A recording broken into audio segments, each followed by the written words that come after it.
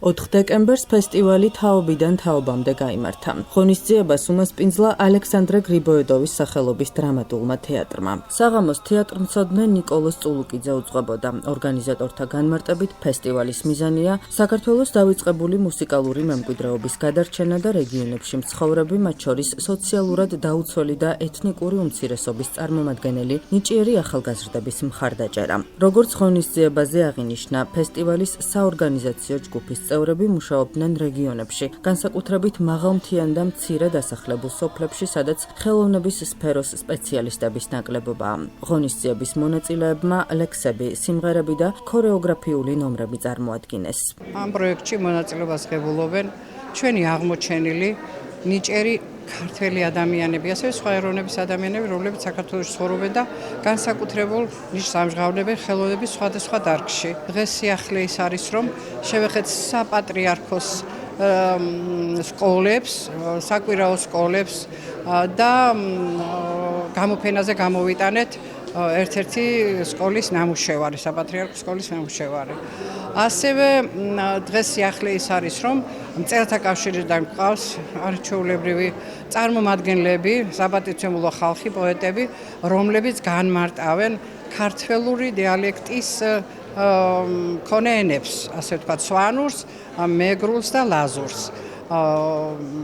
იქნება განმარტება ამათი, რომ ახალგაზრდებმა და მომავალმა თაობამ გაიგოს ზუსტად რა არის, რომ იკარგება ეს ენები, საშიშროება არის ამის, წარმოთქვამენ ლექსებს და შესრულებული იქნება სიმღერები. აღებულია ისეთი ნაწარმოებები, რომლებიც იქ სადღაც სოფელში ჟღერდება, შენახული აქვთ, მაგრამ გამოვლენილი საჯაროდ ეს არ არის.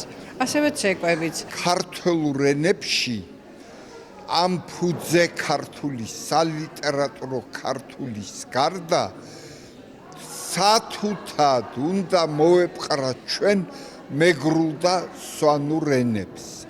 ეს არის აუმღრებელი შენაკადები, რომელიც ერთვის ჩვენს ამ დედა ქართულს.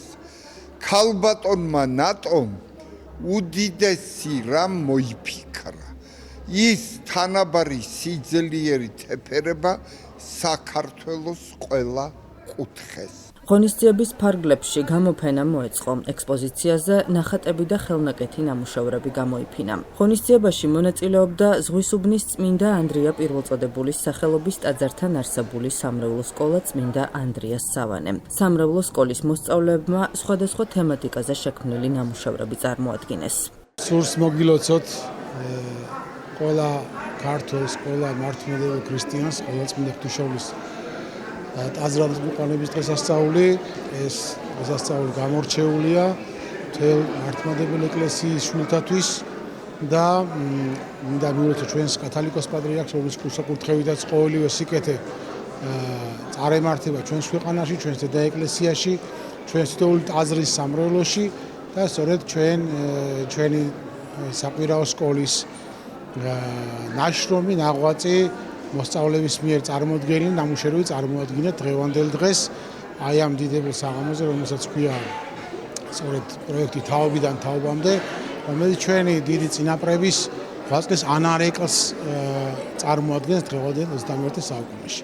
ამიტომ ჩვენ შევეცადეთ, რომ დღევანდელ საღამოს ჩვენი წვლილი და ჩვენი წილი შევემატოთ და სწორედ ჩვენი საკვირაო სკოლა, რომელიც მდებარეობს ზღვისუბანში, წმინდა ანდრია პირველწოდებულის სახელობის ტაძართან, სახელად ქვია წმინდა ანდრიას სავანე, სადაც სწორედ უწყმის დამონტაჟის ლემონის ლოცვა-კურთხევით, სწორედ საქართველოს კათოლიკოს პატრიარქის მოსაყდრის ჟუალდ მეუფეშიოს ხელმძღვანელობით და საპატრიარქო საზოგადოებასთან ურთიერთობის სამსახურის თანადგომით ხდება საკვირაო სკოლის განვითარება, მოსწავლეების წარმატება, ინტელექტუალური და ზნეობრივი განვითარება.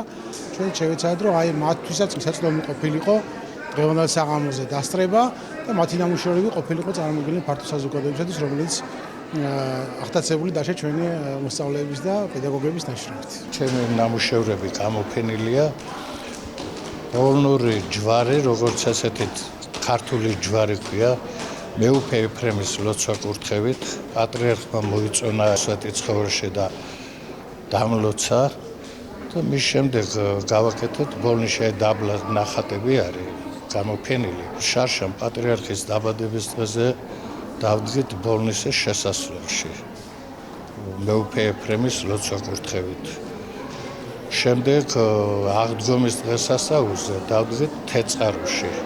მარიამობის დღესასწაულზე დავდგეთ დმანისის ეპარქიის შესასვლელში და დაიდგა დაბა კაზრეთის შესასვლელში კიდე.